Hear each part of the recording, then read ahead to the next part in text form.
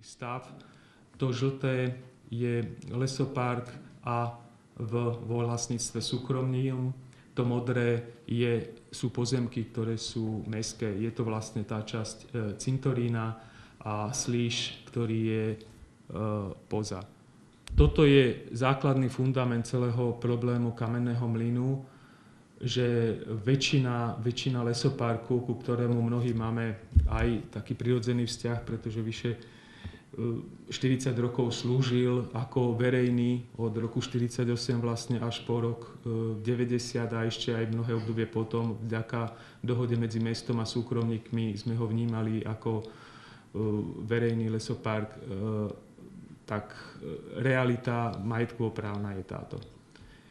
To sú majetkovo-právne vzťahy. Na základe týchto majetkovo-právnych vzťahov samozrejme súkromní vlastníci, ktorí sú v dotknutých pozemkoch a majú tam svoje vlastníctvo, vykonávali v ďalšom období, od toho, ako sa stali legálnymi majiteľmi týchto pozemkov, kroky na to, aby zhodnotili tieto svoje pozemky.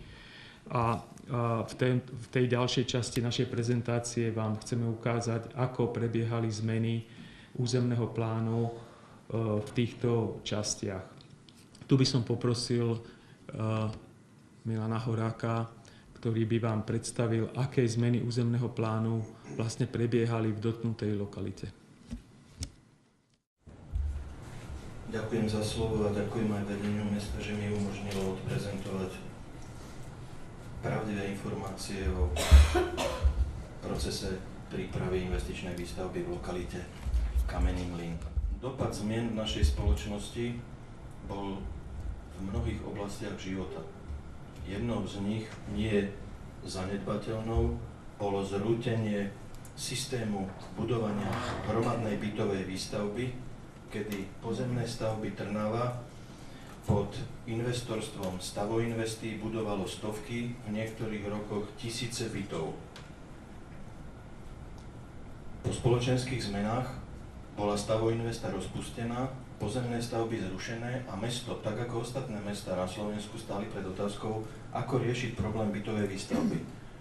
Obrovský interes začala samozrejme po vzore iných kultúrnych krajín zaujímať individuálna bytová výstavba. Mesto Trnava stálo pred otázkou, kde umiestniť túto výstavbu. Ja sa budem veľmi opatrno vyhýbať všetkým facebookovým diskuziám, že aká je táto lokalita.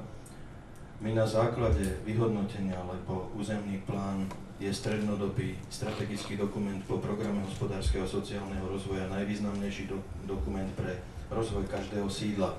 Identifikoval toto územie ako najvhodnejšie pre umiestnenie bytovej výstavby. Keď si predstavíte, že by sme dávali týchto investorov k lokalite vozovky alebo otázky, sami uznáte, že to by nebola dobrá cesta. Preto teraz vám dávam do pozornosti, že v tichu sme prešli 20. výročie od schválenia prvého územného plánu v Slovenskej republike po spoločenských zmenách, bolo to 31.3.93, sa takýmto systémom objavila plocha, pretože územný plán je spoločenská dohoda o funkčnom členení sídla. Objavila sa tam táto červená farba. Dobre si všimnite, že ako bola vykrojená, vôbec nekorešpondovala dnešnú trasu Trnava-Kúty. Systém komunikácií bol odhadový, lebo my sme všetci vtedy boli pionieri. A pretože sme boli pionieri, tak poprosím pani kolegyňa, za mestské peniaze, čo teda asi už dnes by sa naozaj neurobilo, sme v roku 95. zabezpečili architektonickú súťaž a víťazom tejto súťaže sa stal tento návrh, ktorý považujem stále za absolútne najlepší návrh riešenia tohto územia, ktorý mal iba jediný nedostatok. Vôbec sa neprekryl s očakávaniami a požiadavkami vlastníkov pozemkov. Ako pán Tomášovič povedal, bolo to reštituované 9 vlastníckym skupinám. Na každú vlastnícku skupinu pripadali 4 a viacej vlastníkov. Tí neboli schopní sa ani stretnúť v zasadačke Mestského úradu. Takže vlastne sme stáli v situácii, že Urobili sme tento návrh, potom nám tí vlastníci vyčítali, že prečo my za mestské peniaze na ich pozemkoch malujeme to, čo oni nechcú. Medzi tým prišla zmena legislatívy, tak ťa poprosím, a boli sme nútení zapracovať územný systém ekologickej stability do tejto štúdie víťaznej inžiniera architekta Dušana Dolku. Ja vám len z urbanistického hľadiska ukážem, že je tam centrum toho obytného súboru a prirodzené, rozvoľnené jednotlivé zóny IBVčky. V iných kultúrnych krajinách sa to robí tak, že sa zvolajú všetci vlastníci, vypočíta sa investičný zámer, podľa toho investičného zámeru každý, kto do toho spolku vstupuje, tak má aj náklady vychádzajúce z výmery a má aj požitky. Toto ale na Slovensku v roku 1997 bolo absolútne nepriateľné, preto vlastníci urobili kontraštúdiu za vlastné finančné prostriedky, tu ju vidíte, ktorú už volám trošku opatrno-parcelný urbanizmus, kedy každý v tom svojom slíži vlastníckom od Márie Terézie, ako ich vidíte, 1., 2., 3., 4., 5., 6., 7., 8., 9., uložili tú zástavbu tak, aby relatívne boli nezávislí na tých ostatných, aby dokázali vybudovať technickú infraštruktúru, o ktorej vtedy sme nevedeli, či ju bude budovať mesto Trnava alebo súkromní investori, lebo zákon v tomto smere nebol jednoznačný. Tak vlastne vidíte, že vložili sem túto štúdiu, až sme sa prepracovali po rok 2001, kedy, tak ako všetky dokumenty, čo som vám ukázal doteraz, prešli riadne procesom verejného právneho prerokovania a boli predložené v zmysle platnej legislatívy na schválenie mestskému zastupiteľstvu. Medzi tým ale z tých 9 vlastníckych skupín sa vykryštalizovávali predaje tých jednotlivých vlastníckych pozemkov, ale aj nástup nových developerov do územia, tak ťa poprosím. A sme sa prepracovali po rok 2003, kedy bol vlastne do mestského zastupiteľstva predložený upravený návrh urbanistickej štúdie, kde vám dávam do pozornosti 2 prierazy cez lesopark. To je prvý prieraz, ktorý je priamo oproti vjazdu do lokality za traťou 4. A druhý prieraz, čo znamenalo vlastne veľmi zjednodušene povedané 105 metrov dĺžky krát 12 metrov šírky zobrať z toho jestvujúceho lesoparku. Na to sa objavili občianske iniciatívy, a ja tu zámerne to meno poviem, pretože jeden z tých občianskych aktivistov bol dnešný poslanec zastupiteľstva Lančarič, ktorý proste za štvrť prednádražie vyvíjal iniciatívu, aby sme prestali s ďalšími zásahmi do štruktúry jestvujúceho lesoparku, tak bol prepracovaný, bohužiaľ teda v dlhšom časovom období, ďalší návrh, kde vidíte, už sú tieto 2 prierazy lesoparku zrušené a rok trvalo mestskému úradu, aby dosiahol s energetickými závodmi v Bratislave preloženie tej komunikácie pod trasu vysokého napätia, čo bolo na všetky výnimky a pre vašu informáciu to vôbec neriešilo obchodné stredisko v Trnave, ale až odbor investícií západoslovenskej energetiky v Bratislave. Tento materiál bol potom predložený ako schválenie zmeny urbanistickej štúdie v roku 2008, na základe čoho stavebný úrad v zmysle platnej legislatívy, tak poprosím, áno, tuto už vidíte vyprofilovanú celú tú zónu rozmenenú urbanistickú štúdiu na drobné a vidíte tam vypísané jednotlivé etapy, kedy získavali v zmysle platnej legislatívy územné rozhodnutia. Tieto územné rozhodnutia boli vydané na základe pravoplatne schválenej urbanistickej štúdie, boli akceptované aj nadriadeným orgánom s tým, že ako vidíte, tá časť sa dostala pod tie dráty elektrického vedenia. A teraz ťa poprosím, že či sa môžeme vrátiť dozadu. Ešte? Až v roku 2007 mesto Trnava od roku 72 zabezpečilo spracovanie nového generálneho dopravného plánu mesta Trnavy. Ten generálny dopravný plán mesta Trnavy robila najrenomovanejšia inštitúcia v tejto oblasti na území Slovenska. Je to dopravoprojekt Bratislava. Dopravoprojekt Bratislava na základe exaktných výskumov a na základe analýzy celkového rozloženia sídla identifikoval, že bolo by dobré, a teraz si dávam pozor na to slovo, zokruhovať bodové sídlo vnútorným mestským okruhom, stredným mestským okruhom a vonkajším mestským okruhom. Upozorňujem, nie obchvatom, ako sa o mne píše, že vás Horák zavádza s obchvatmi. Moja pracovná metóda nie je moc zavádzať tých 30 rokov, čo som tu. A identifikoval dopravoprojekt, že od ulice Ružindolskej, Modranskej až po okružnú križovatku Strojárenskú by mala byť Trnava zokruhovaná a mala by byť zokruhovaná, nachádza sa to aj v tejto grafickej časti generálneho dopravného plánu, aj v textovej časti generálneho dopravného plánu, mala by byť zokruhovaná miestnou zbernou komunikáciou MO8 a aby ste vedeli, čo to znamená v našej normálnej ľudskej hovorovej reči, je to dvojprúdová cesta, ktorá je medzi Obrubníkom o šírke 7,5 metra. Žiadne štvorpruhy, žiadnych 22,5 metra šírky, žiadna investícia Slovenskej republiky a žiadne nákladné autá na 3,5 tony. Toto všetko sú fakty, ktoré sú dané. Keď náhodou čítate niečo iné, tak vás len prosím, poskytneme vám všetky podklady. Na základe toho generálneho dopravného plánu sme nechali spracovať overovaciu štúdiu toho západného dopravného prepojenia, ktorú tuto vidíte. A úloha územného rozvoja nie je, aby sme my vám dokázali vás teraz ohúriť, že za 2 roky bude prepojená táto komunikácia na Strojárensku. Úloha územného rozvoja je zabezpečiť územnú rezervu bez ohľadu na to, v ktorom časovom období sa táto dopravná investícia bude budovať. Aby som vám priblížil, o čom som teraz povedal, aj severný obchvat mesta Trnava bol nakreslený v roku 75 a bol slávnostne odovzdaný do užívania v roku 2012, čo obrovským dielom prispelo k zlepšeniu dopravnej situácie, predovšetkým čo sa týka tranzitnej dopravy. Zároveň vám chcem povedať, že keď si predstavíte najvýznamnejšiu križovatku v Trnave, a je to križovatka Rakúsko-Poľsko a Stredné Slovensko-Čechy, ktorá sa nachádza pod Modrankou, tak stačí nám, aby sme iba z jednej strany štvorpruhom sa dostali na Trstinskú cestu smerom na Moravu. Nemusíme z 2 strán hnať obchvaty. Teraz ťa poprosím posledný obrázok. Áno, toto som povedal. Tuto je od mojej kolegyne. Ktorékoľvek z týchto územných rozhodnutí sú vám k dispozícii. Samozrejme, že vieme zdokladovať, prečo boli tak vydávané, ako boli vydávané, ktoré sú živé, u ktorých bolo požiadané o ich zmenu a predĺženie. Ešte poprosím.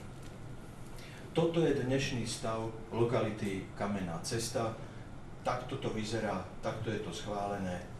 Ako vidíte, lesopark je naozaj nedotknutý. Medzi tým som mohol povedať, že tam bola z prostriedkov Európskej únie vybudovaná kanalizačná sieť pre celý tento obytný súbor, čo nie je zanedbateľná investícia. A ako vidíte, ten návrh uvažuje, ešte ťa poprosím, áno, dobre, toto je tá kanalizácia. A v rámci lesoparku sa uvažuje s doplnením toho lesoparku po celej dĺžke a zároveň s oddelením izolačným zeleným pásom od vlastnej lokality Kamenný mlyn. Ja by som pre túto chvíľu skončil, samozrejme, že som pripravený potom odpovedať na Ďakujem Milanovi Horákovi, že nám predostrel ten príbeh v Kamennom mlyne, ako ho iniciovali súkromní vlastníci v dotyku s lesoparkom. Mesto Trnava vzhľadom aj na tieto aktivity sa snažilo v tom období investovať a riešiť aktivity pre oddych, hlavne teda v území Kamenného mlynu a nie v lesoparku, pretože tam neboli vlastnícke vzťahy viazané na mesto Trnava.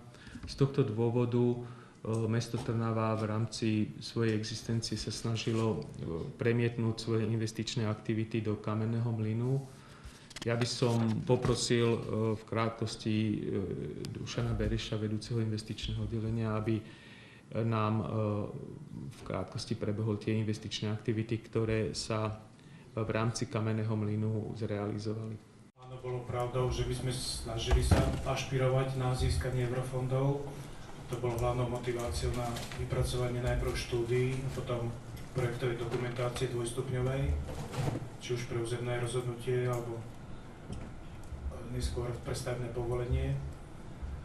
Dokumentácia riešila vlastne celé územie Kamenného mlyna od hotela Kolíba až po potok Parná s tým, že bola delená na 5 etáp. Vinou toho, že boli sme vyňatí ako krajské mesto z možnosti čerpať na tento štrukturálny program dotácie z eurofondov, tak sme museli korigovať naše investičné zámery a postupne sme realizovali iba fragmenty z toho veľkého projektu. ktoré samozrejme mali svoju logiku, svoju hierarchiu, hlavne čo sa týka využitia toho územia. Najprv sme zrealizovali rekonštrukciu hygienického zázemia pre návštevníkov Kamenáča. Tento objekt, ktorý bol roky schátralý a používal sa vlastne ako interný sklad pre bazénové hospodárstvo letného kúpaliska, sme čiastočne zrekonštruovali, čiastočne myslím, že síce zvonku vyzerá ako celý obnovený, ale vo vnútri je zrealizovaná len polovica, kde sme spravili rekonštrukciu WC. Vidíte tam dátumy aj investičné náklady, nebudem ich komentovať bližšie. Neskôr sme pristúpili k rekonštrukcii detského ihriska, ktoré už bolo dosť v zlom technickom stave. Jednotlivé prvky ihriska nespĺňali bezpečnostné certifikáty, preto boli vymenené. Podotýkam, toto detské ihrisko sme vlastne skoro kompletne prevzali z toho projektu, čiže aj materiálové prevedenie, aj dispozíciu, aj rozsah. Na základe pripomienok občanov alebo podnetov, ktoré prišli, sme sa rozhodli v tomto roku rozšíriť to detské ihrisko ešte o ďalšie vekové skupiny alebo prvky, ktoré umožnia lepšie intenzívne využívanie, hlavne malými deťmi do 5 rokov. Čiže na jar tohto roku sa doplnili ešte prvky o ďalšie 3 alebo 4 detské atrakcie. V tomto roku zároveň sme začali rekonštrukciu časti amfiteátra v lesoparku. Táto investícia je trošku delená časovo, pretože sme chceli vyhovieť podnikateľovi, ktorý prevádzkuje hotel Koliba, aby sme nenarušili hlavnú letnú sezónu.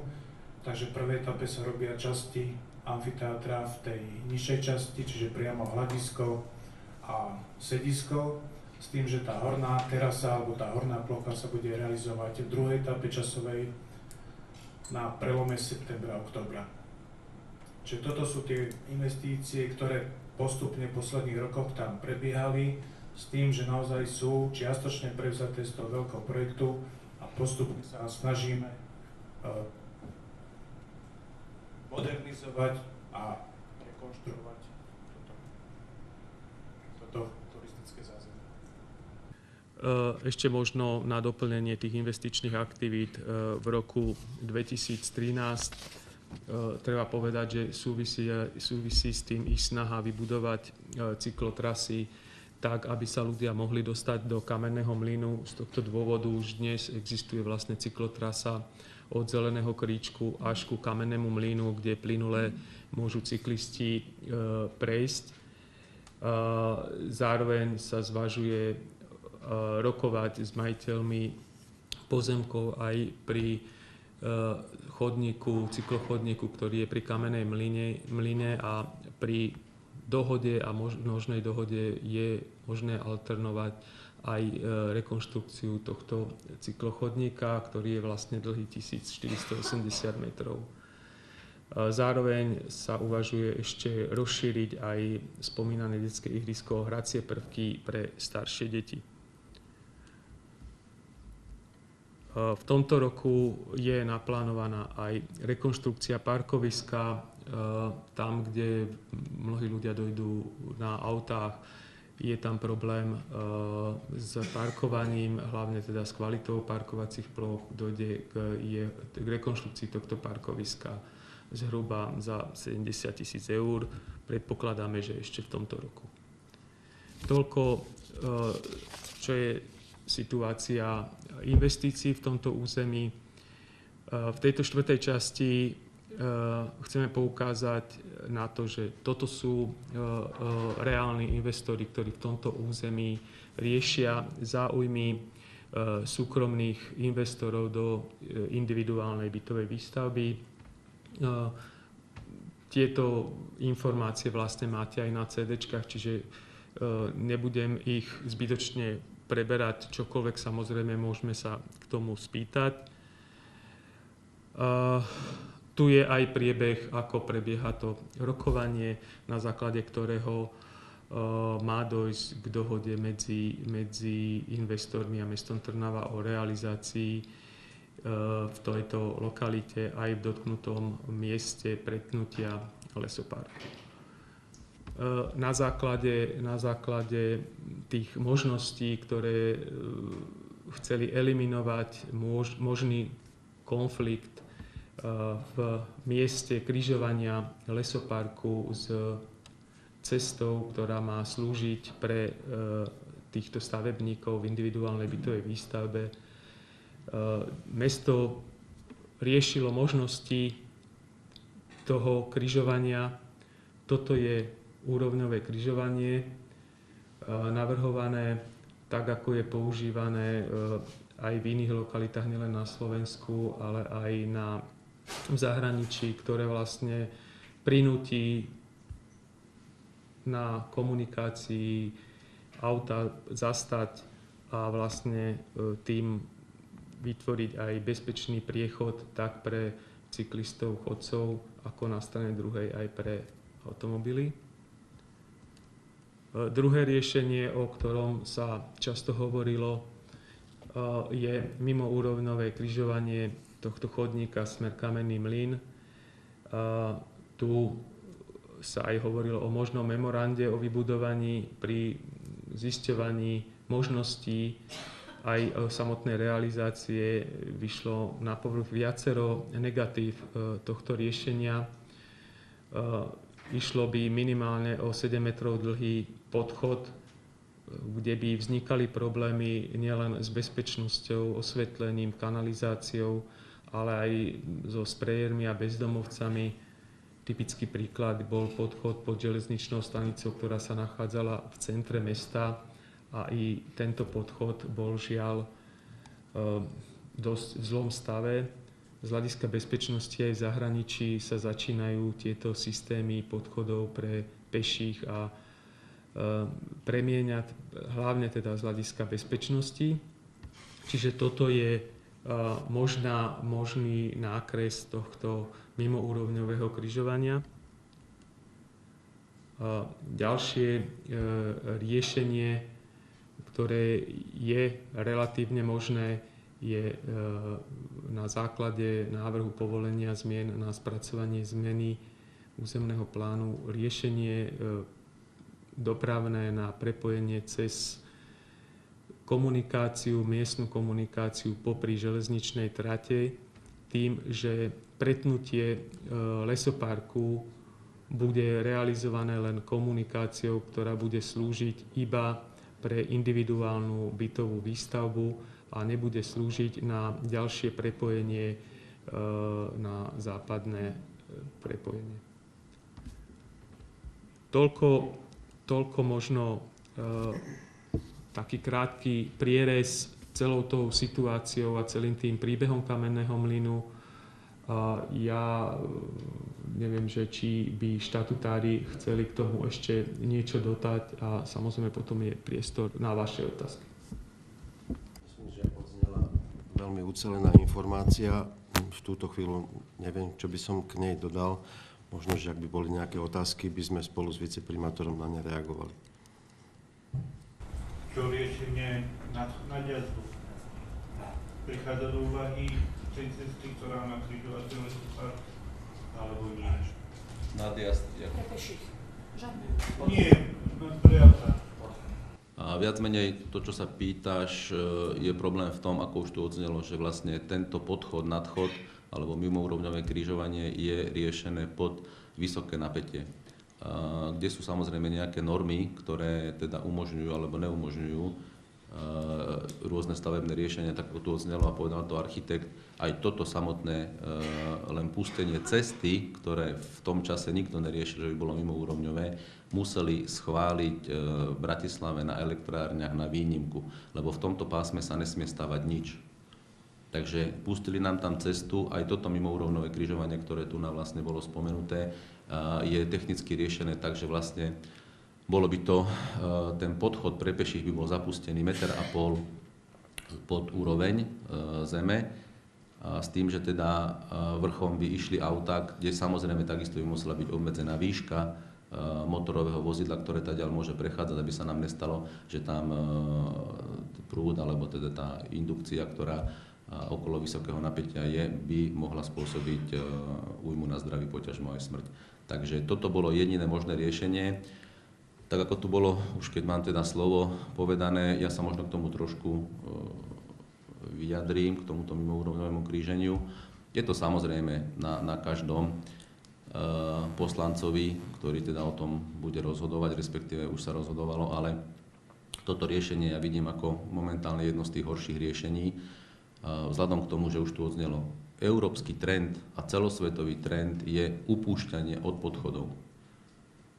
Ja keď som si predstavil toto riešenie, ako to teda bolo navrhované, tak si predstavte, že my do lesoparku, ktorý teda hovoríme, že je jedným z tých rekreačných zón, jedna z rekreačných zón Trnavy, dáme betónový monolit, ktorý vlastne bude o rozmeroch 3x2,8 metra na výšku, 3 metre na šírku, dlhý minimálne 8,5 metra, lebo 7,5 metra bude komunikácia, čiže z každej strany musí byť ešte niečo.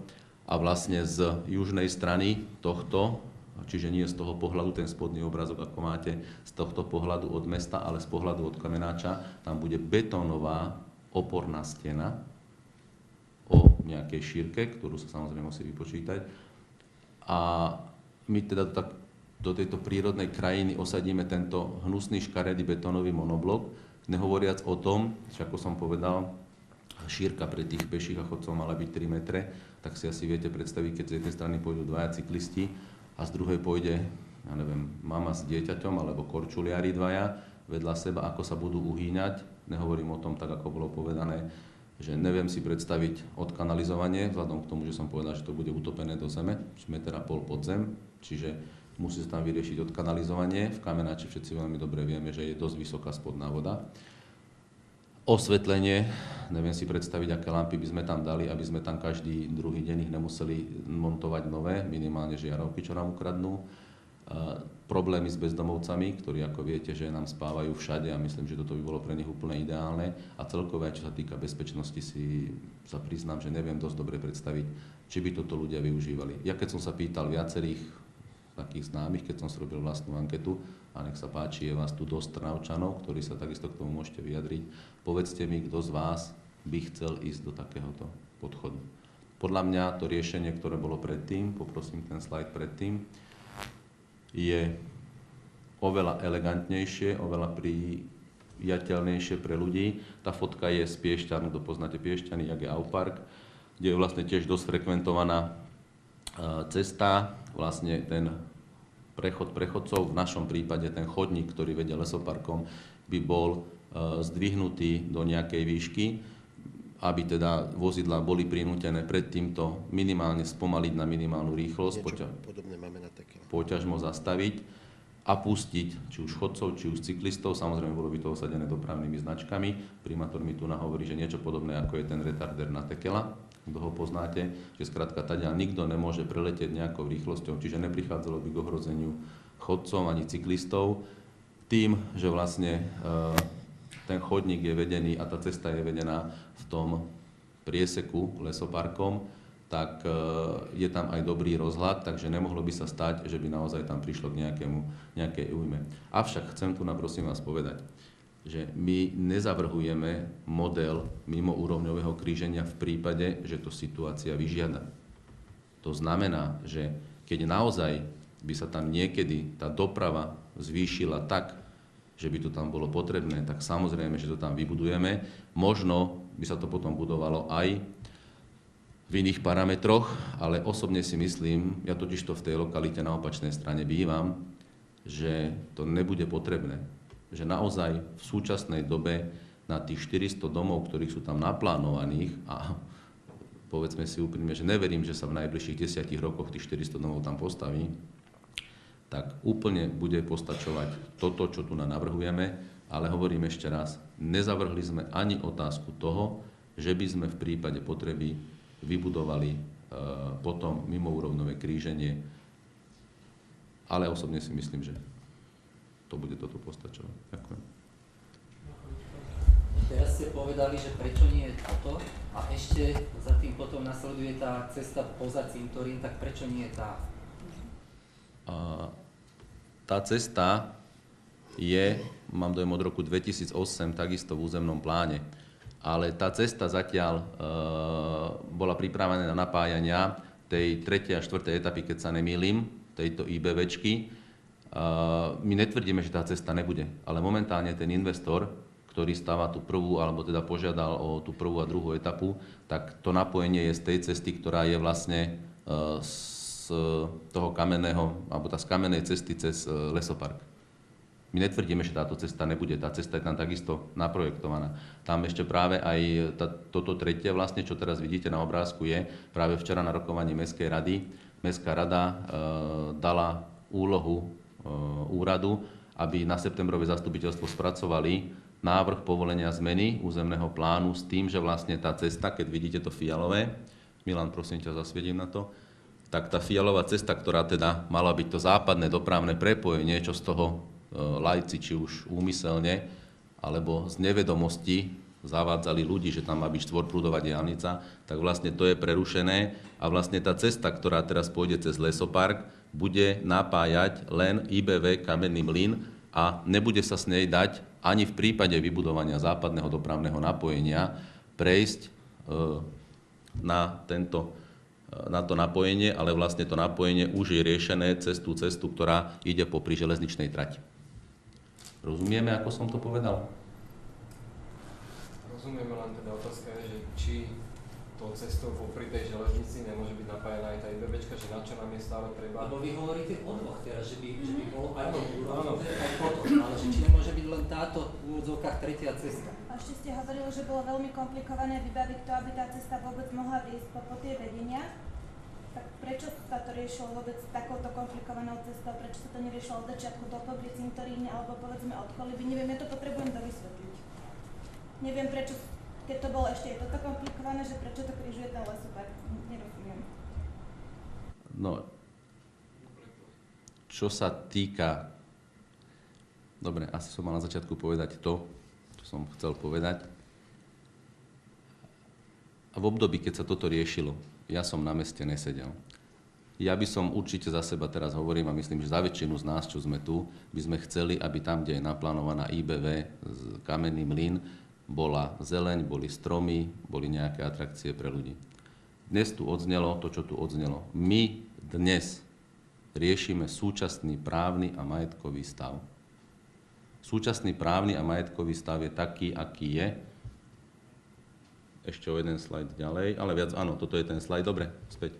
Toto je súčasný majetkový a právny. Tá cesta tam je schválená.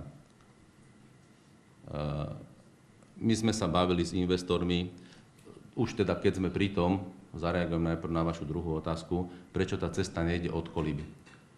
Cesta od Koliby je zbožné želanie tých investorov, ktorí tam IBV Kamenný mlyn idú stavať.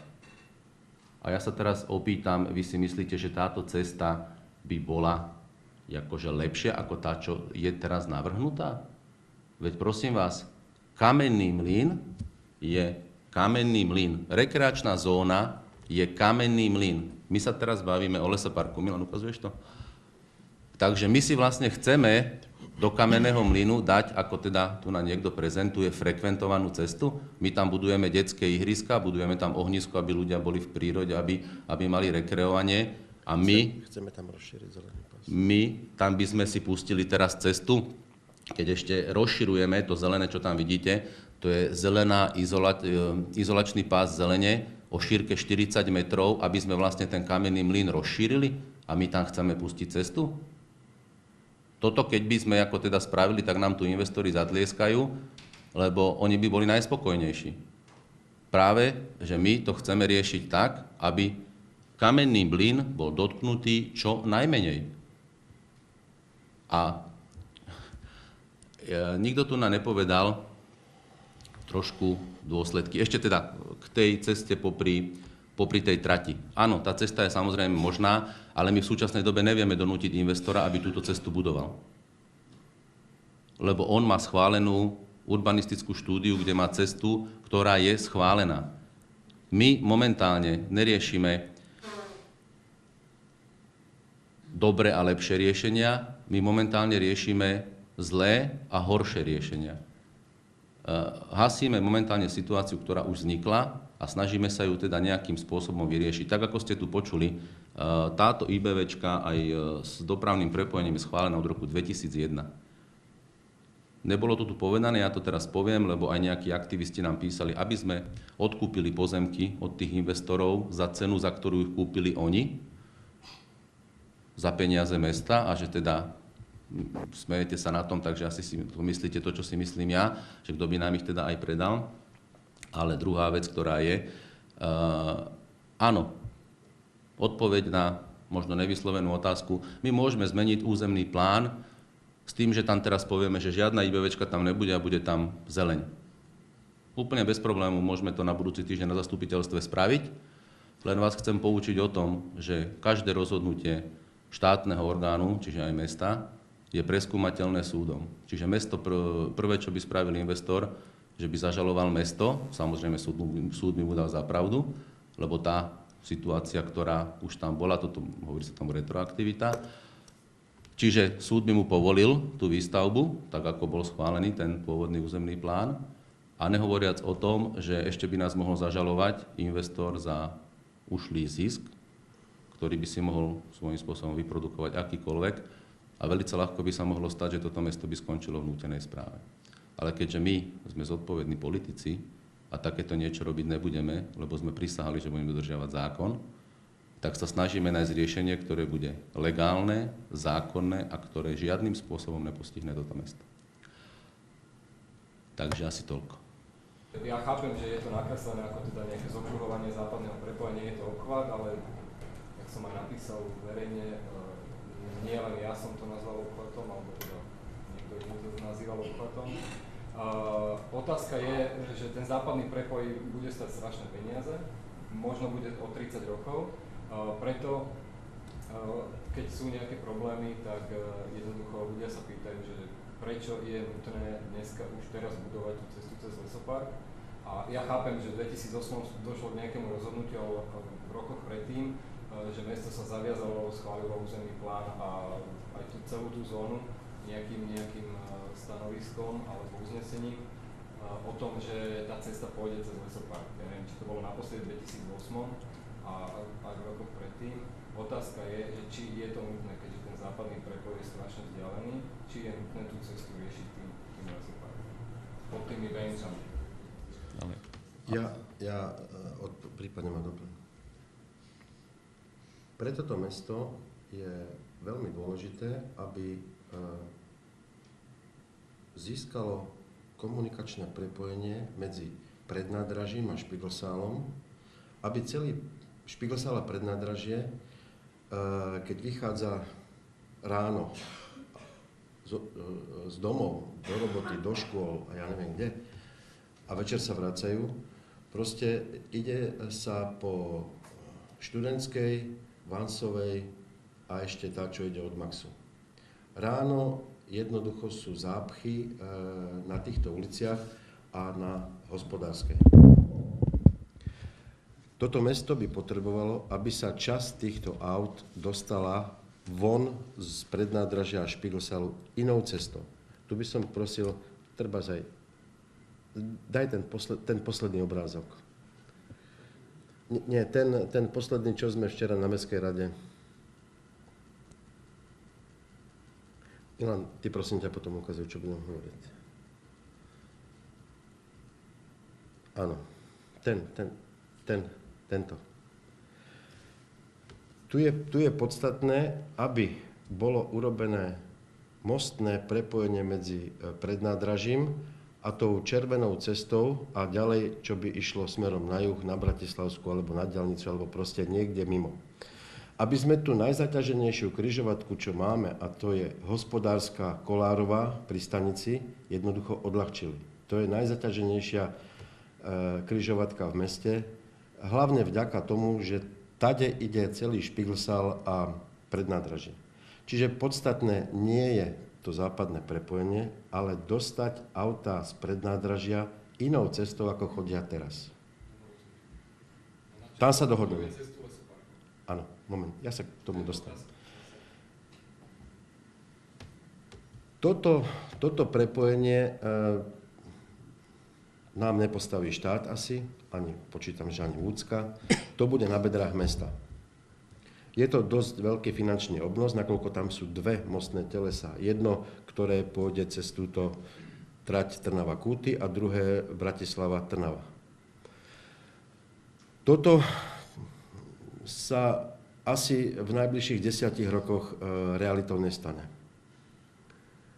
Tak preto sme iniciovali s viceprimátorom na včerajšej rade úlohu pre Mestský úrad a jednomyslne ju Mestská rada schválila, dať vypracovať návrh zmeny územného plánu tak, aby to prepojenie medzi tou cestou, to Fialovou a touto nezavádzalo k úvahám o štvorprúdových komunikáciách.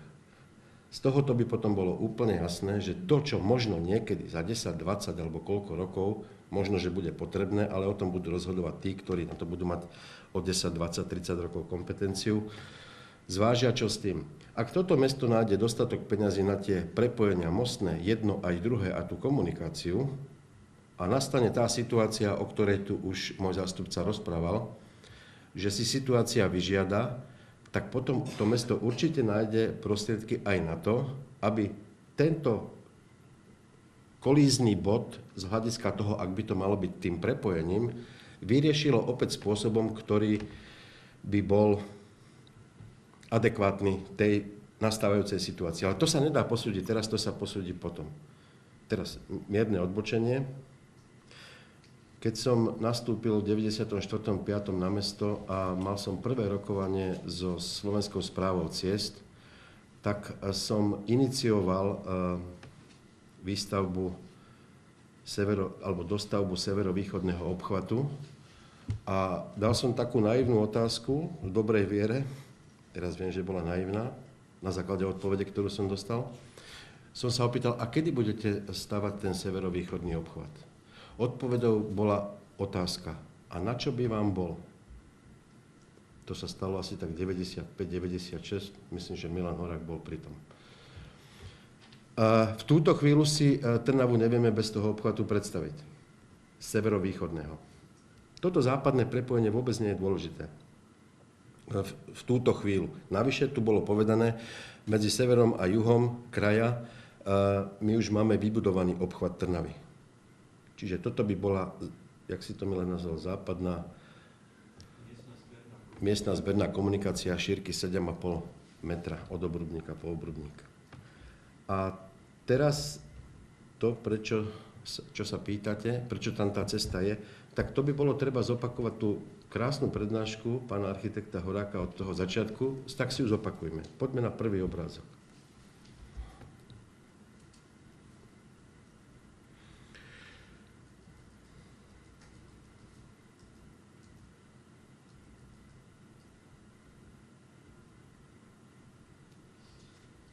Tak, toto je on. Keď som prišiel na mesto, ja som pôvodným povolaním projektant a keď som tak rozmýšľal moje prvé myšlienky, som projektoval podkrovné byty v Piešťanoch a ja neviem kde, v Trnave sa nedali. To bola jedna z prvých myšlienok, v Trnave by sa mali stavať podkrovné byty, stalo sa. Tá druhá myšlienka bola v roku, a teraz neviem, Ivetka, pomôž mi, v 94. alebo 5. sa v Trnave skolaudovalo 19 bytov. 19 bytov. Pre vašu informáciu, v posledných rokoch sú to stovky a myslím, že v takom 97. to bolo okolo 500 bytov. Bol absolútny prepad bytovej výstavby. Milan Horák to tu povedal, že jednoducho skončila sa jedna éra a nevedelo sa, čo bude ďalej. Mesto sa pokúšalo a teda malo vytvorený prvý územný plán po revolúcii. A toto bola taká myšlienka, no tak vytvorme podmienky pre IBVčku. Ak si všimnete, tento územný plán z roku 1993 bol takto nakreslený, ešte nepoznal zmenu tej trasy Trnava-Kúty. A ak si všimnete, hneď v tomto roku 1993, ukáž mi len to prepojenie, bolo vlastne v tom istom mieste, v ktorom je teraz. Čiže tá myšlienka, alebo to prepojenie cez ten lesopark je 20 rokov staré. Ďalší obrázok. Toto je skutočne najlepšia štúdia, ktorá na tomto území bola urobená. Sme si na tom dali záležať, pamätám si ešte teraz, ako sme vyberali projektanta, posudzovali referencie tých projektantov. A toto ešte je taký stavoprojektový rukopis, by som povedal. Taký, teraz by som povedal, na rozdiel od tej developerskej urbanizácie alebo toho rukopisu developerského, ktorý kopíruje pozemky. Toto bolo podľa mňa vynikajúco vyriešené územie. A toto územie bolo vyriešené s tou cestou, ktorá ide popri železničnej trati. Ale bolo to ideálne a bolo tu vysvetlené, že jednoducho s týmto nás viac menej s rozhorčeným, sarkastickými poznámkami vysmieli, čo si to dovolujeme kresliť na ich pozemkoch. Lebo význam vlastníctva pozemku postupne vzrastal veľmi silným spôsobom. A toto bolo najlepšie riešenie, ktoré obchádzalo ten územný plán z toho 93. roku. Potom, toto je ten múzes do toho daný, no, tu sa, my neviem, ja presne neviem, ako sa menili vlastníci. Oni sa nevedeli dohodnúť, tak ako sa nevedia viac menej dohodnúť, myslím, málo kde v meste, alebo čím väčšia plocha, tak tým tá dohoda je prakticky nepredstaviteľná, ale to nie je problém mesta. Tuto bolo, neviem, či 9 alebo 12 vlastníkov, 9 vlastníckých skupín, teda to si povedal, ktorí prišli s tým, že jednoducho,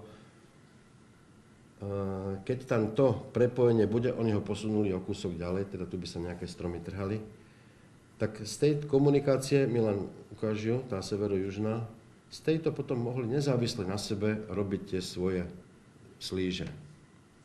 Opäť to bolo v dobe, keď tá bytová výstavba ešte nejak nekulminovala, alebo aj tých lokalít v Trnave nebolo toľko. V tomto čase nejak vznikal územný plán Pekné pole a neskôr za traťou, myslím.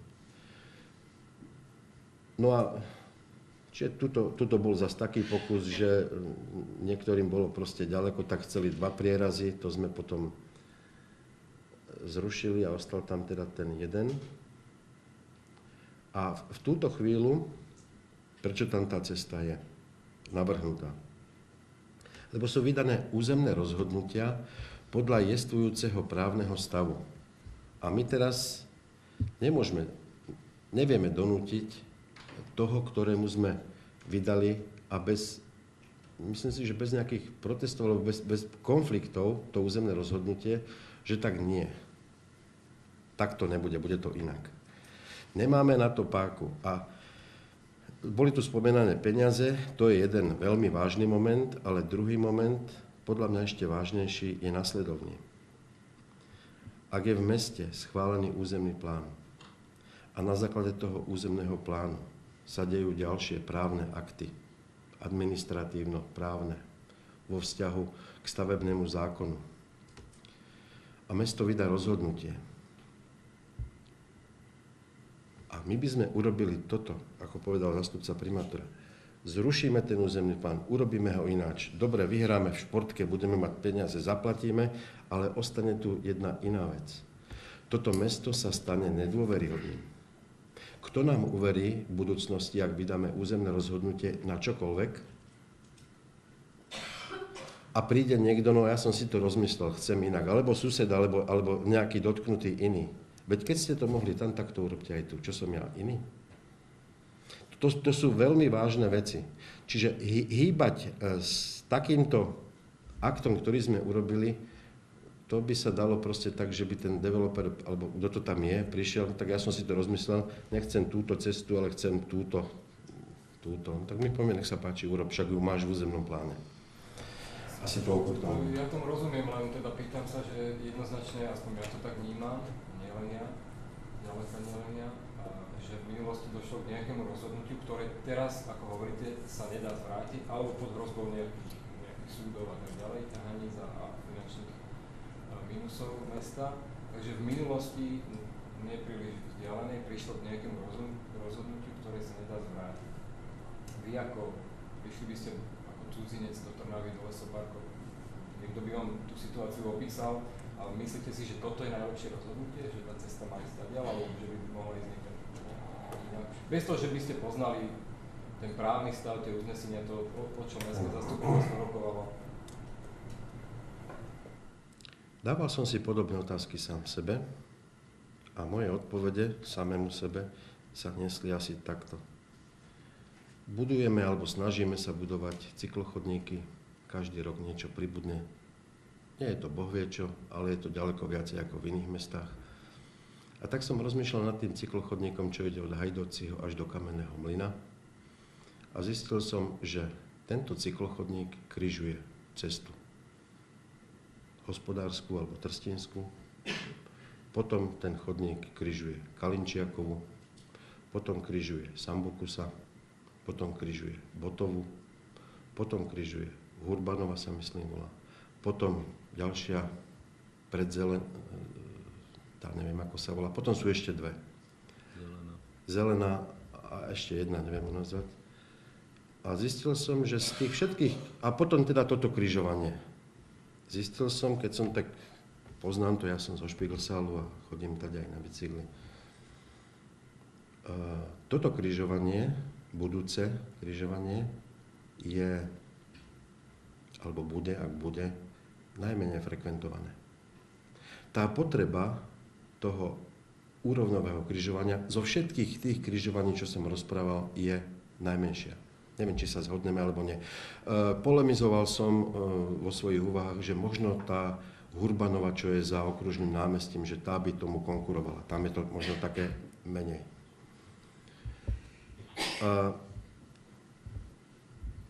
No a teraz som si dal otázku, a ako primátor, no dobré, prečo teda nerobíme také úrovňové križovania tam, kde to je najviacej treba? Lebo si predstavte križovanie na Sledovníckej. A viacero takých by sme našli, chodci kontra cesty. No a tých mimoúrovňových križovaní v Trnave nie je veľa. Keby sme dali bokom tie najnovšie, čo sú okolo Pešotu a severovýchodný obchvat, tak vlastne my tu ani mimoúrovňové križovanie máme Lávku nad Hlbokou. A teda železničné podjazdy. 2. A teraz vypukol problém ten, že toto je to miesto, kde by sme teda mali riešiť mimoúrovňové križovanie. Uvažovali sme o ňom veľmi vážne a síce tým podchodom, čo tu bol prezentovaný. Z tých dôvodov, ktoré tu popísal aj zástupca primátora, sme dostali pocit, že no dobre, urobíme to, a polovica ľudí nám bude chodiť tým podchodom a polovica bude ľudí chodiť cestu, lebo nebude chcieť ísť tým podchodom. Vyšľapú si tam chodník a pôjdu hore. Alebo proste oni sa prispôsobia tej situácii. A čo potom? K tomu mimoúrovňovému sa vrátim k tomu, čo som hovoril. Ak raz toto mesto urobí to odľahčenie dopravné prednádražia ďalej smerom na Bratislavskú alebo diaľnicu, jednoducho bude mať prostriedky aj na to, aby toto križovanie vyriešilo iným spôsobom, aký je teraz naplánovaný. Asi toľko. Mám jednu otázku, keď môžem. Videli sme v tých slajdoch, ako sa to vyvíjalo celé to územie, ako mestské zastupiteľstvo schvaľovalo jednotlivé tie projekty a plány, aj mestský, aj tých investorov. A už vtedy v tom čase ste sa ako poslanec mesta nezaoberali tým, že prečo by to muselo akurát pretínať, keď vám to neprekážalo ako poslancom? To preťatie toho lesoparku tými cestami, aj dvomi, ktorom pomaly tam bolo. Prekážalo. Tak prečo ste to potom ďalej schvaľovali, také podobe, ako ste to schvaľovali? Prekážalo a preto sme ten obrázok s tými dvomi krížikmi jednoducho s tým nesúhlasili, nepovolili. Ale až na základe aktivistu Maťa Lančari, to bolo povedané, že ste to vtedy trošili ináč, keby sa Maťa Lančari neozval, tak tým pádom by to tam bolo stále tak nakreslené. A viem, ako sme o tom diskutovali, nebolo tam treba vtedy také posúvanie aktivistom, bol to názor aj tých poslancov. Milan, doplň ma, niečo chceš povedať? Ctených novinárov chcem poprosiť, že toto není vymysel nejakých dvoch nekompetentných úradníkov z Mestského úradu, že to Mestské zastupiteľstvo vždy schvaľovalo niečo, čo prebehlo riadnym procesom verejnoprávneho prerokovania. To znamená, že 50 inštitúcií štátnej a verejnej správy sa ku každému z týchto dokumentov vyjadrilo. Prosím pána Pokorného, aby nevolal ten prieraz, ktorý vymlátili energetické závody a neozval sa nikto. Tá 90-metrová diera, tak to ja nevolám lesopark. Podporujem pána viceprimátora, že keď Trnave sa stalo to, čo viacerým mestám, že v roku 1848 Konská železnica bola na kraji mesta, tak dnes sa dostáva temer do jeho centra, lebo je v totálnom dotyku na centrálnu mestskú zónu. Tak máme Trnavu, 4 obytné súbory odrezané od Trnava Juh a Modranka iba 2 dierami, to je na Dohnányho a na Sladovnickej. Naše boje o štvorprúdové prierazy toho železničného zvršku sa nám nepodarili urobiť napriek našim aktivitám až na ministerstve dopravy, kedy sa trať zrýchlovala na 170 km. Preto vás prosím, nechajme tam namalované to západné dopravné prepojenie, aj keď je to voľaká fantasmagória do roku 2030. Moja kolegyňa už teraz musí posúvať stavby idúce cez Tasku, aby nezasiahli tie stavby do trasy budúceho dopravného prepojenia. Toto sú vážne veci. Treba si spočítať počet križujúcich vozidel do zóny IBV Kamenný mlyn, o čom pán viceprimátor povedal, že za 10 rokov to nebude postavené. Vtedy, keď náhodou bude vybudované západné dopravné prepojenie a tí, čo prídu po nás, budú hovoriť, že vidíte, neboli úplne prostí, držali tam tú územnú rezervu. Vtedy sa vážne nájde na to mimoúrovňové prepojenie. Či už to bude nadchod, podchod, možno bude 110 kV vedenie uložené do zeme a jeho ochranné pásmo bude 1 meter. Nie je to, čo vyžadujú energetické závody dnes. Ale my sme mesto zodpovedné svojim občanom, svojim obyvateľom a asi politici aj svojim voličom za to, aby sme zabezpečili, aby to mesto fungovalo aj za 20, aj za 50, aj za 500 rokov. Toto kríženie zbytočne sa eskalovala tá koncentrácia vozidiel a peších idúcich cez neho. V tejto etape stále zdieľam názor, že tá mechanická zábrana, čo sa týka toho retardéru, pre toto historické obdobie a pre ďalších 5 alebo 10 rokov vážne podľa môjho názoru je dostačujúca. Potom teda sa poďme pozrieť technicky na to, že či budeme robiť podchod alebo nadchod, či bude nadchod pre autá, alebo či bude nadchod pre peších, kedy autá potrebujú 4,2 metra kvôli hasičom, kedy pešiakom stačí 2,8 metra. Ale my sme nepreťali lesopark. Ja len takú malú, možno technickú otázku, či ste na dnes pozývali pani Palánk a či diskutovala o nás s niekým z Mestského úradu, či si ja neviem, pán Horák, alebo či si niekto s nou sadol a takto je to povedzme prezentoval. Pani Palánk zniesla pripomienku pri verejnoprávnom prerokovaní. 3-krát sme ju vyzvali, o čom máme dokumentáciu. Ani raz sa tej možnosti s ňou prerokovať veci som nebol úspešný. Tak som oznámil potom na nadriadený orgán, že sa mi to proste s ňou nepodarilo vykomunikovať, ale kedykoľvek sme k dispozícii si sadnúť aj s každým z vás a potvárať vám všetku dokumentáciu, ktorú svedomite posledných 40 rokov, čo existoval útvar hlavného architekta, je uložená v archívoch a ku všetkému sú relevantné podklady. Môžem sa nespýtať?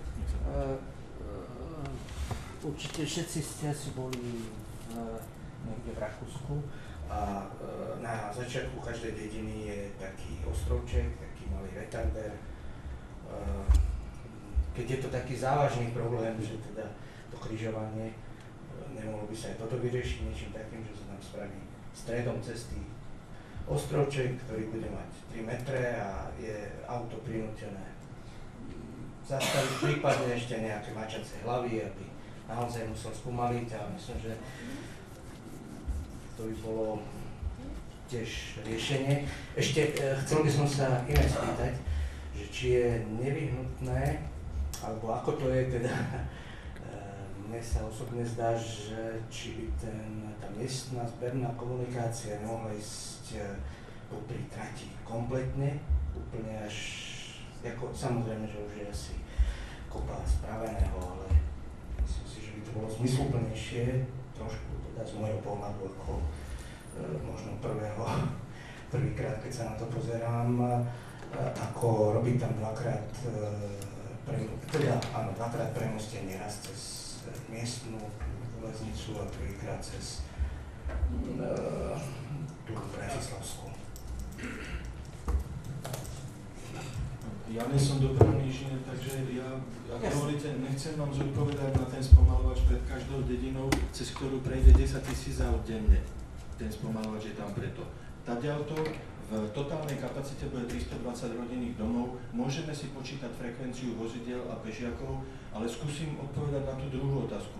Áno, tá otázka je položená dobre, ale jednoducho z technického hľadiska dopravoprojekt nedokázal namalovať to západné dopravné prepojenie v súčinnosti na tú trať, pretože tam nie sú pri jednotlivých križovaniach absolútne dodržané odstupové vzdialenosti. Môžeme ísť na Kamennú, môžeme ísť na Modranskú cestu a všetky tie komunikácie, kde by sme potrebovali obrazne povedané zobrať zo záhradkovej osady na Modranskej, zbúrať nejaké nehnuteľnosti, aby sme sa vždy dostali od tej železničnej trate tak, aby podľa normy sa mohlo k tým svetlám zapájať.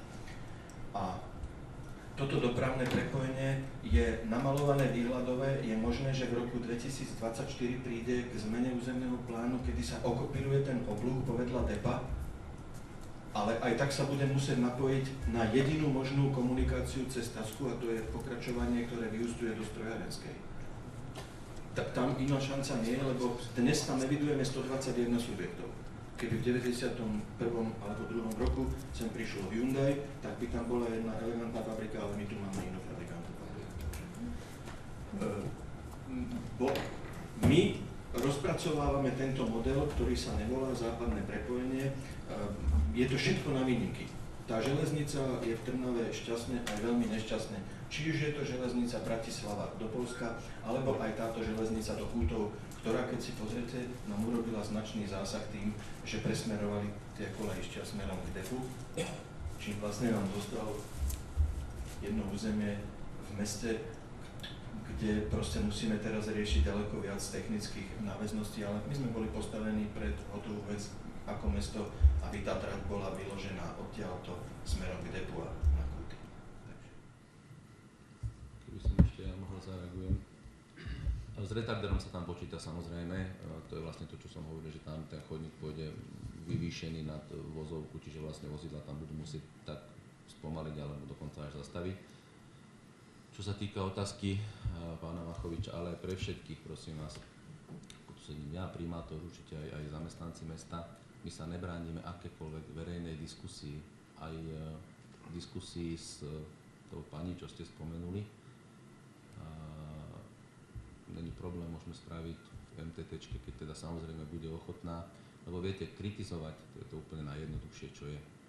Len nájsť potom nejaké to riešenie, ktoré naozaj by nemalo nejaké následky, či už na financie mesta, alebo nedá Boh ešte aj nejaký trestnoprávny postih, to už nie je až také jednoduché. Tak ako tu bolo povedané, a prečo aj vlastne chceme prerušiť, čo sa teda architektom nepáči, prečo chceme dať do zastupiteľstva na september ten návrh o tom, aby sa diskutovalo, či prerušiť alebo neprerušiť to západné dopravné prepojenie je, aby sme vlastne zagarantovali aj dnes tým ľuďom, ktorí sa obávajú, a my takisto sa s ľuďmi stretávame, žijeme v tomto meste, komunikujeme s nimi, že nejdeme tam robiť žiadne diaľnice, tak ako tu chodila po internete nejaká koláž, ktorú zverejnili aktivisti, kde tam teda hodili krásnu štvorprúdovú diaľnicu niekde z Rakúska alebo odkiaľ. Tam, keď bude len obyčajná 7,5 metra široká dvojprúdová cesta, cez ktorú v dnešnej dobe, nehovoríme, že do budúcna, ale v dnešnej dobe pôjde len chodník, ktorý bude vyvýšený do retardéru. Samozrejme, keď poslanci odhlasujú, kľudne tam spravíme mimoúrovňové kríženie, ale myslím si, že potom sa zdvihne druhá vlna odporu a budú nám všetci nadávať za to, čo sme tam spravili, aké strašné betónové dielo. A poprosím ešte ten slajd, kde sú tie majetkové pomery v Kamennom Mlyne. A začiatku to bolo niekde hneď.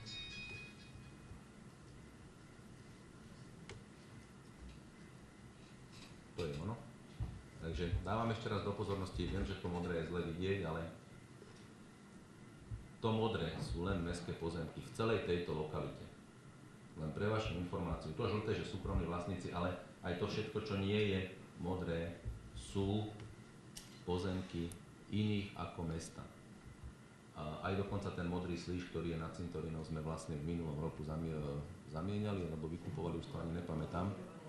Kupovali sme to a to už máme ako zálohu pre rozšírenie cintorína.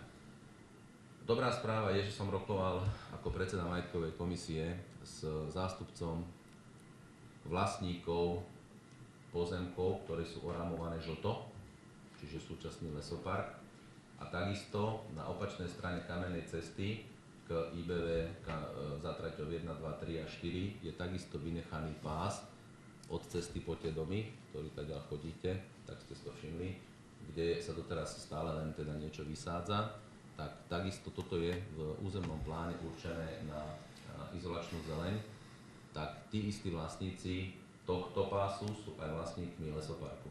Takže mali sme spolu rokovania, pretože sme sa bavili o zámene týchto pozemkov za pozemky mesta v IBV Kočišské a keď to dobre pôjde, tak možno aj do konca tohto roku by sa mesto stalo vlastníkom pozemkov pod lesoparkom a takisto na tej druhej strane.